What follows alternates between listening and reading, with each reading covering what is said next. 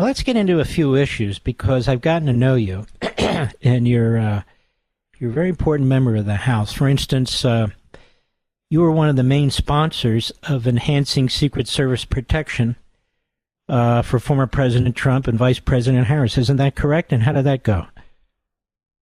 Absolutely, and we just passed it last week, Mark, 405-0. As you well know, there's not many pieces of legislation that get unanimous support in Washington these days. And, obviously, I think everybody recognizes that our elections should be determined by votes at a ballot box and not by an assassin's bullet.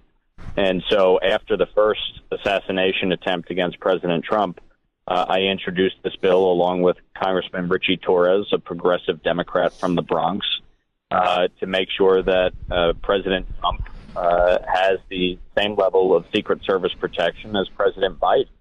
At the end of the day, especially in light of the second attack, the reality is that these threats are, unfortunately, numerous. And with Iran having a hit out on the former president, we need to do everything we can to ensure that the American people are the ones who decide who our next president is, and not some assassin or hired gun on behalf of a foreign government.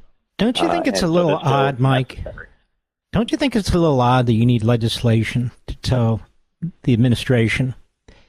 I mean, you're basically telling the president and the vice president, you're telling the DHS, the DOJ, you're telling Secret Service and so forth, hey, you got to do this and step up your game. Well, I mean, honestly, why would you even need legislation, especially after the first assassination attempt?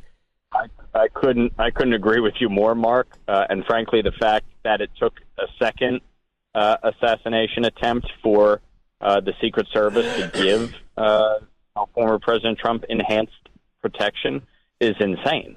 I mean, he was struck the first time, and but for a millimeter's difference and the grace of God, we'd be having a very different conversation. And obviously, America has endured numerous political assassinations of presidents and other leaders, and it is destructive to our country, to our constitutional republic. And I think it is so critical in this moment that the federal government and the administration spare no expense and do everything they can to ensure the safety and well-being of both President Trump and Vice President Harris, because one of them is going to be the president on January 20th, 2025.